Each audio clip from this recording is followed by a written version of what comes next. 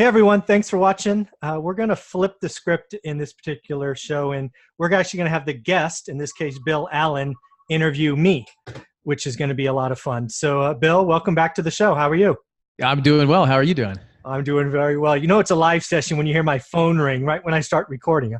How fun That's is right. that? Well, I'm sure my dog will bark or something will happen here on this end. So, yeah. Hey, this is my show today, so I can't believe that you did that. So. Yep, it is your show. Go ahead, Bill. Yeah, no, it's pretty cool. So I know that we've done a couple sessions on the event that I'm putting on Flip Hacking Live in San Diego in October, and you're coming out to that event. So we've talked about some of the guests that we're having, and we've talked about kind of why you would do that. But I wanted to take some time and when we were preparing for this show with you is kind of like, why would someone come to an event like this? Like, what about it is so important that if they're sitting there watching and saying, hey, I'm not sure that this is for me, like if Michael's going, maybe I should go. Why is he going? So I kind of want to answer some of those questions here on this interview with you. So I guess if you I honestly don't know. I think that you said that you haven't been to events like this before. So like, why haven't you done that in the past? So like, what stopped you? Yeah, so a couple of things. So first off, I've been to plenty of quote unquote free real estate meetups, right? Where you go on a weeknight, you're there for 2.5 hours. I've gone to a couple of free 4-hour Saturday sessions, but I've never taken the time to spend my hard-earned money to go to an event, right? Specifically a 3-day event. Now, the question of why, it's I don't know if it's funny or sad, but it wasn't the money, at least in my situation. It was two things. It was time and arrogance. First and foremost, as my story goes, I was a traveling professional. I spent way too much time in airports and hotels. And frankly, the last thing I wanted to do was take a long weekend and go spend 3 more nights in a hotel away from family. So that, I always told myself that was a reason. It's a BS reason. It's not very good because I missed out on so much. And then the last one, frankly, is arrogance. Right? When you have a little bit of success, you're doing something that works, you can fool yourself into thinking that you're doing okay. And this only came to me after I sort of sat back and thought, it took me 15 years to complete my journey. And when I talk to people such as yourself and other successful people, I know now with certainty that if I'd just taken one long weekend a year, I could have shaved half a decade off my journey, been a lot happier and been in a much better position. So in reality, I created excuses that were nonsense, and I paid the price in having to work 5 longer years than I should have. So that's the answer. Yeah, you mentioned the kind of free meetups and free get-togethers and things like that. So what were you going to, and what were those like? And what were some of the things that you felt like you were getting from them and possibly not getting from them? Yeah, so free real estate meetups for me meant I could drive there. Right. It was a hotel typically within 20 minutes of my home.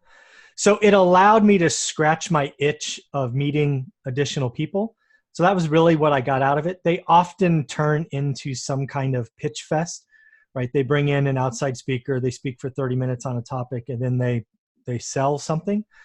So really for me, it was just convincing myself that I was doing something. Sure, I met some additional people, but my network never grew, right? I only knew busy professional Silicon Valley folks, which for what I was doing, as you know, Bill, was crazy, right? I don't invest in the Silicon Valley. I invest 2.5 hours away. I wasn't meeting anybody really in Fresno where I invest. I wasn't meeting any buy and hold folks because nobody buy and holds in the Silicon Valley, right? The people I met here were flipping, right? That's the only thing that makes sense. So, I was convincing myself that I was doing the right thing. I was showing activity, and yeah, I was doing what I should do. So that's what I got out of it. What I didn't get out of it is I didn't learn what I was doing. Right, I'm a buy and hold investor out of area, paying property managers, hold for the long term. Didn't really meet anybody doing seller financing. Really didn't talk options or lease options or anything that would have accelerated my growth. I didn't find out about private and hard money until I was in the business 8 years, and I had to do that because the banks told me no. I mean, I was shocked, right? I'm a 6-figure earner with a near 800 credit score, a net worth over 7 figures. I walk into a bank like every other time to get a loan, and they tell me no, and they tell me hell no. I was shocked. So none of the meetups I went to told me that was coming. None of the, it turns out I was being active, but I wasn't really helping my business. So that's, the pros and cons of what I was doing, a decade ago. When you were going to those free meetups, did you feel like one of the bigger fish in the pond along the way, or how did you feel at those meetups? I would say the first decade, it didn't really stand out. I didn't really ask those questions, right? Because again, the Bay Area where I was, they were either flipping or they were out of state investing, right? Which I immediately disqualified. Hey, I'm not like them. So I never really compared up. It wasn't until about 10 years in where we probably had 80 to 100 units where that even approached a conversation. It was actually when they asked me to come back and speak for the first time. I'm like, oh, okay, sure. That's an interesting request. But yeah, I didn't really, I didn't compare myself because again, I didn't feel like the people in the room. I wasn't interested in out of state and I wasn't flipping $1 million Bay Area homes. So again, maybe a little bit of arrogance probably. Yeah. I have similar experiences. I think here we have a meetup, like a real estate investment club here that they always bring somebody in. I think it's on like a Tuesday or Wednesday, and they'll bring somebody in for the weekend. And I always went kind of for the networking side of things myself. So I knew that the 30 minutes before was probably the best that I would get from them. And then they would bring somebody in who would speak, like, give a surface level conversation about it, and then they would sell something for the weekend. It wasn't very expensive for the weekend. It's probably then goes up to something else. Mm-hmm. So and it's they're a for-profit business. So I get it, and I felt like it's mainly for newer people, possibly just getting going. And there's the people that I saw that would go there every week or every month, and it's just they're not doing anything. It's more like a social hour and stuff like that. So that's kind of was my experience. And then I felt like when I did talk to some of the bigger players locally, they just didn't have the kind of goals and the really high level aspirations that I may have had. And so I felt like, well, these are the biggest players in here. I want to get around people who are really doing what I want to do or more. So that was kind of my experience with some of and I still go to the meetups, and when you go to the local meetups, it's important because I'm a wholesaler, so those are some of my buyers. Those are some of my buy and hold people. So we need to get to know those people, and I'll speak there from time to time and give back for sure, because so many people have helped me and I want to help them. And I think it's very similar to what you're saying. And I mean, come on, you wrote a book about it. You're doing this YouTube channel, all this stuff. So I think that's a big thing for anybody, local, non-local, things like that. But what I didn't get personally was I didn't get that. You talked about the time and the speed and those kind of things. Like I wanted to shortcut all that. I'm really, I don't like to wait.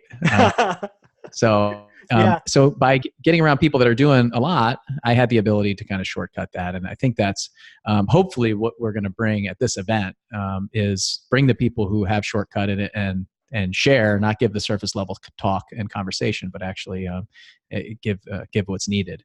So have you been to one of these events before at all? So like a paid event, you've still never been to a paid event? Nope. First one. Okay. So why did you choose this one? Like what was it? Well, there's a couple of things. For me, again, I'm in a lucky position where I can be very selective. So the most important thing to me was, what do you and what you're putting together stand for?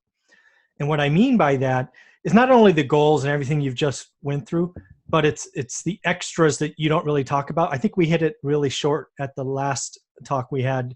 I think it's Underground Railroad or Operation Underground Railroad. Oh, yeah, right here. See, there you go, right? Yeah. So to understand that is important to you and a driver, to me, speaks volumes to who you are as an individual and an organization and who you attract. So that was interesting to me, right? Because you can't add that to a flip cost or a wholesale deal. That's just something you care to do. So that got me attracted, but that's only step one, right? Because there's a bunch of people out there that give in this business, and I'm happy to be a part of it. The other thing is I went back and researched who else has been to these events, like the one you put on last summer, on San Diego and the one before that. And you had on 5 or 6 individuals that I consider to be legends in my book. One specifically in Fresno that I know pretty well, Don Costa, for example. And the fact that he's willing to say yes and speaks very highly of you and your organization tells me the kind of people that you attract. So that's why it was an easy yes for me.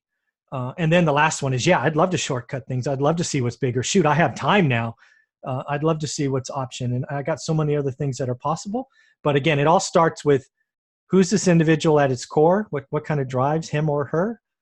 Who else do they associate with? And do I value them and their opinions and what they're doing? And then, yeah, can you help me? And it's sort of that 1, 2, 3 for me. That's awesome. Well, there's a lot of events out there, so it means a lot to me hearing that from you. And we've got to know each other by a couple interviews and talking and things like that. And I've really enjoyed it. And I think that we share a lot of similar values and interests and things like that. So I think that's the biggest thing for me, is to figure out how do I put out what I want to attract, so the information that we put out, the way that I carry myself, the podcast that I'll do, anything that's out there, because your reputation goes way further than you ever will. Mm-hmm. So, we want to attract the people that show up and they want to hear from us. They really enjoy what we're talking about and the values that we have. And you'll see when you come this year, it's a group of people that are all very like-minded people. We've had people bring their kids and babies. The first year, I remember there was a woman who had a newborn baby that was just eating up the information in the back. The baby would cry. She'd take them outside, soothe them a little bit, bring them back in. And she was there just walking around the back the whole event. I remember seeing her. We have 5-year-olds, 7-year-olds, 9-year-olds. We've had just all kinds of different families there. And it's really great for me to see. It's what I want. I want people to be able to bring their kids to a place like this, because there's no foul language. There's no beating on the chest, talking about how great we are. I'm not driving up in a Lamborghini, I'll tell you that. So yeah. It's really just like, you're going to see me in the gym in the morning. You're going to see me at breakfast. You're going to see, it's just a way that we are. So it's really important. And then the charitable side of things has been important from day one from all of us, and making sure that we can give back. And we put so many like high net worth, high income individuals in a room that have huge hearts, and it just gives them an opportunity to give back if they see fit. It's not required. Like if you're listening to this and you're coming, you're going, oh, I got to give money to the charity to come. It's totally up to you. You can give as much or as little as you want, or nothing. It's fine. We've had people give up to $10,000, $20,000 checks there. It's incredible.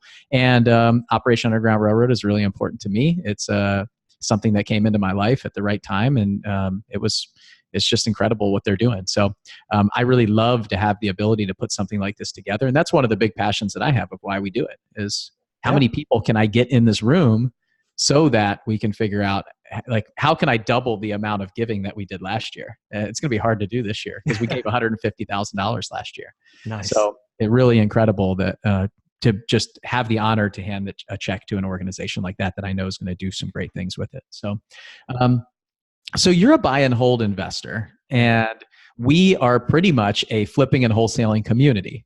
So the next question that I have for you is, you have all these options of events and things like that to go to. And you said, who we are and what we do, but like, what are you excited to get out of this event? Because there's probably a lot of buy and hold investors that might listen to this and say, well, this is a flipper and a wholesaler. It's probably not for me. So why did you said why you picked this one, because of kind of the charity and who we are and things like that and our values. But like, what are you going to get out of it, do you think? Well, I think I'm going to get a ton out of it. That's why I'm committing 3 days to it. And I'm bringing my wife, which doesn't always happen, right? So both of us are coming down for this. So I have to impress her too. Yeah, you do. All right. Score. Good one. But here's the deal, right? You make your money in real estate when you buy. It doesn't matter if you're a wholesale flipper or buy and hold. If you're a buy and hold investor, in general, you can quote unquote pay more because you have the length of time that you're holding onto this. But what I hope to get out of this is, when you're wholesaling or flipping, you have to buy it, I don't know, extra right, or people can call it cheaper, or you can, whatever you want to call it. I believe the keys to this business is finding and attracting motivated sellers. Can you find deals in the MLS? Yes. I find 10 to 12 deals a year in the MLS that work for my numbers. Could I find a way to find 10 to 12 deals via wholesaling or flipping methods? Absolutely. And I would love to do that.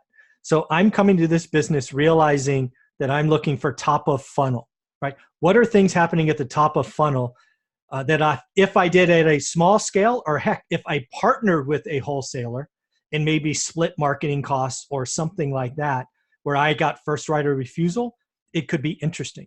So the ability to understand the speed and scope of what's potential top of funnel is very exciting to me. It could make my buy and hold strategy more profitable. It just opens up the arena. I'm coming because it is out of box. It might be a little uncomfortable, but I expect my business to be night and day different 30 days after this event. And it's because of the people you're bringing, the skill sets, and they're doing the business. That's what I want to see. I don't want to see somebody go up there and talk about, oh, I do 200 deals and this, that, and I do mailers. Yeah, I know you do mailers. I get 15 a week. But what really happens? What are the systems? What does it look like? How many touches? So I'm really, really excited to see what actually happens and to see how people grow their business, because I think it can help me. Yeah, I'm glad you mentioned that, because the whole goal of what I try to get across at this event, and we spent 7 months planning this already. I've got like 7 weeks to go, so I'm still putting together like the final touches of the program and working with every single speaker about what they're going to be talking about. And I work one-on-one with them. Myself and the event planner, we work one-on-one with the speakers about, what are you going to talk about? Show me. Like, you can't hold anything back. This is not a surface level look at what you're doing. Don't surprise me.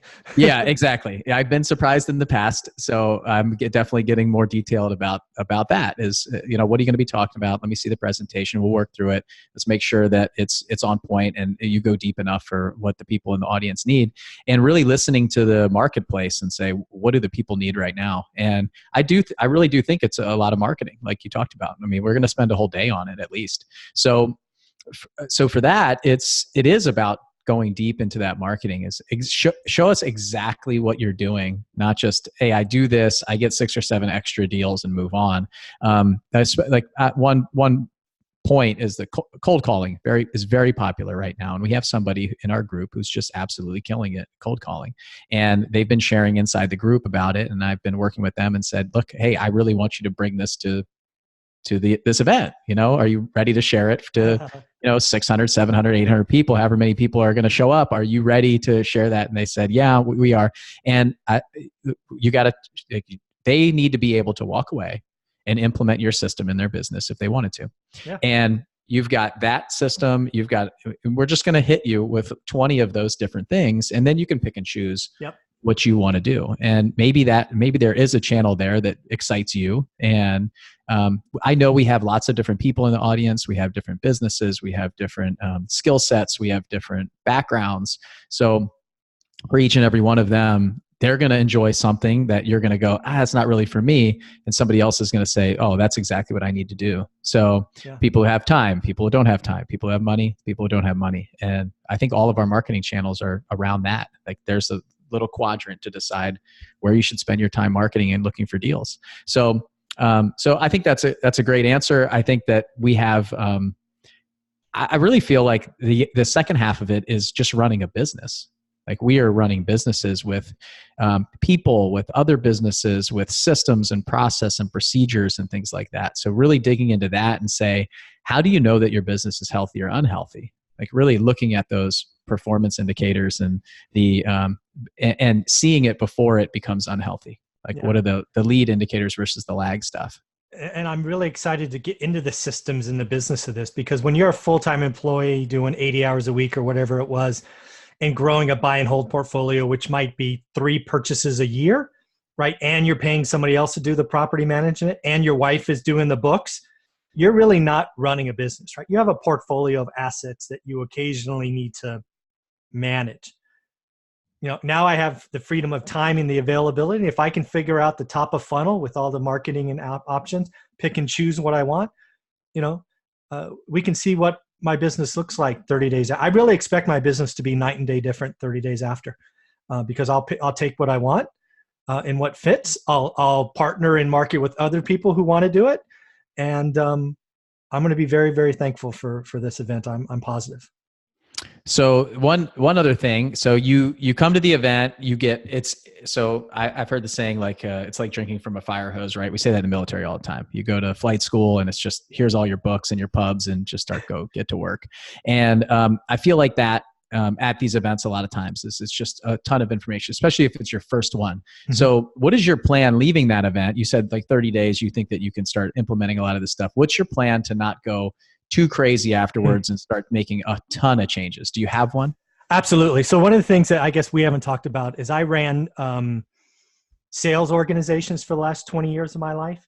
And part of that meant I was running the enablement, which meant I took new employees and tried to get them productive from day 0 to day 90. I was the fire hose, for lack of a better point. So my whole intention is to take copious notes through the full 3 days. But we're actually staying an extra night, I believe. My intention is the morning after is to highlight the top 3 things that I think will change our business. And then I'm going to go attack number 1. My whole life is built on focus. So I'm going to look at everything, take copious notes. You'll never know which one of the things caught my attention during the 3 days. But I don't know if it's a Sunday or the Monday after, by that morning, I will have picked the first thing. And that's all I'll think about. For the next 30 days. And then if that works, goes forward, I might look at number 2 and number 3. But there's no way I can take all these great people and do everything they're doing and have 50 different things going on and make any kind of productivity. So my intention is to pick the cherry and go enjoy it. Nice. I think that's really great advice for anybody that's listening and coming to an event like ours or any event for that matter. Like you just get so much information. And what I find happens is people leave and they either do none of it. So they actually say, oh, all that stuff was really great, but there's excuse after excuse after excuse of why they don't implement something. Or it's just too much. I just can't even pick the one that I really love. Or they try to do way too much. Too soon. It's right away. Like I'm going to go change 5 different things or 10 different things. And, being an engineer and kind of a scientist background in my mind and the way it works is you can't change 10 different variables and actually see in an experiment which one affected the outcome of that experiment. You got to make one change. You got to see the result, you got to see the outcome, and then you got to make adjustments. So all these constants, you make one variable change. And so I think it's great advice. What I try to do at these is I'll write those same things down. Like what are the top 1, 2, maybe 3 things that I'm going to go execute on? But I wish I had the stat there. There was like if you try to execute on one item of something, you have like a 90 some percent chance of success. Once you go to 2, it's like 70s. Once you go to 3, it's like in the 30s or 40s. So the more complex that you get after that, the likelihood of success overall for the entire project that you're working on goes way down. So really taking those couple things are the most important. So what's going to move the needle? I always talk about, for me, it's money-making tasks. Like what are the things that are going to make me more money or make me more fulfilled in my life? And that's what I'm going to take. That's what I'm going to take on. That's what I'm going to do. And so if you take just a couple things from it, you take all the notes, keep that binder, always do it. It's going to be something that can, spark something in the future or have an idea, or it's somebody that's doing it that you wrote a bunch of notes down. Reach out and contact that person at the right time. Don't ask for 50 different documents right away. So I see that when people join our mastermind group all the time. They try to take their business from what it is, which is, it might be just them, to 15 employees and looking just like mine on the first day or the first 90 days. And it's typically, it's a crash and burn. Yeah. It's not, you can't do it. You can't do it that fast. You can try, but inevitably you're making too many changes. There's too much problems going on. The system is overloaded and going to explode. So I didn't build anything overnight. I know that you didn't. So it's just kind of those small steps. So I think that's the most important. Well, so is there anything like, who are you looking forward to seeing the most? Do you have anybody that you're like really excited about seeing or hearing from? Okay. I would have gone just to hear this gentleman speak. Extreme Ownership, Jocko. Raised by, both mom and dad are from the military. Dad was a Marine, mom was in the Navy. So I have that discipline, was raised that way.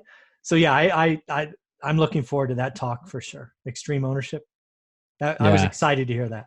Yeah, me too. I'm looking forward to seeing that. That was a big step for us to make a commitment to bring him out. But I think that, I've been using that book as almost like the operations manual of our company for the last year. Nate and I, my COO, and it's really kind of changed the way that we look at things and do business, and it changes the way that I think about business too. So it's been a great book and a huge influence. And like I told you I think on the last one that we did, it's a little bit selfish of me to bring him because I want my team, my staff, almost my whole staff is going to be there, my whole management team for sure, and I just want them all to see that, see him speak for an hour and see what he says to us. Yeah. And I don't think that he's been on a stage at a real estate investment conference for our kind of people before. He works with a lot of bigger companies with his company Echelon Front. So I think this will be the first time that he gets in front of a real estate investment community. And we're going to have him on the podcast soon, where I get to interview him. I'm a little bit nervous about that. So, we'll see how it goes. So I'm excited to meet him and get to know him a little bit and spend some time. So, and then the other thing it's funny because I want to hear from you after the event, because you think that you know what you're going to get going in. Yeah. So you think that Jocko is going to be your favorite speaker, and it might be true. But coming out of there, you might go, wow, there's this guy that they just put on stage that I'd never heard of before he just changed my life. Yeah. And I know of a couple sleepers that we have that a lot of people don't know about, and who they are and what they can do on stage. And I'm really excited about them. So I have a feeling, I don't know what Jocko's going to bring and how great he's going to be, but I have a feeling that we've got a couple others that at the end of the presentation, at the end of the 3 days, you might go, actually, this was my favorite one. So, yeah. Well, hey, I'm down for telling you what I think after. I'm not shy. My opinion is free. That's good. All right. Well, I look forward to having you out there. I look forward to meeting your wife, obviously, and spending some more time with you, and obviously getting to meet you in person, because it's all been virtual from your office and my office and everything. So I'm officially going to give the podcast back to you, or the presentation back to you. And I don't know where you want to take it from here, but I'm really excited for this event and to have you. And I really appreciate you letting me take over and ask you some questions for a change. Thank you very much, Bill. That was fun and nothing scripted. That's what I like about these things. So again, guys, I'm going to see you at the event. If you're coming, Bill has been gracious enough to give us a coupon code. Can you remind me what that is one more time, Bill? Yeah, it's fliphacking.com/1rental. So, fliphackinglive.com. Oh, fliphackinglive.com. Yep. fliphackinglive.com/1rental. Yep. Yep. So go there. You get the cheapest price out there. I'm not taking a cut. I don't want it. I want to see you all there. And I don't have my book. Oh, there it is. Bring your book. I'll autograph it for you if anybody comes out for it. So at the end, thank you very much for doing this. And I look forward to seeing you. And I'll let you know what I think 30 days after. Yeah, I can't wait. Hey, before we go, I just want to give the dates again. It's October 10th through the 12th in San Diego. It's right downtown San Diego at the Hilton Bayfront Hotel. So make sure you stay in the hotel. We're starting to get full on the hotel, but we talked about it in the last event, or the last recording that we did. Staying at the hotel is that networking, those discussions. This is not like going to your local RIA and networking with people. These are all people that are doing things at really high volume. All of our mastermind members are going to be there, 7-figure income earners. So stay at the hotel, Hilton Bayfront. We got a coupon. We got a discount for like $199 a night, which is unheard of downtown San Diego. So okay, fliphackinglive.com/1rental. I took it back from you. That's okay. And just so everybody knows, I will be staying at the hotel as well. So we will see you there. All righty, Bill. Take care. Have a great night. See ya. Bye. Bye.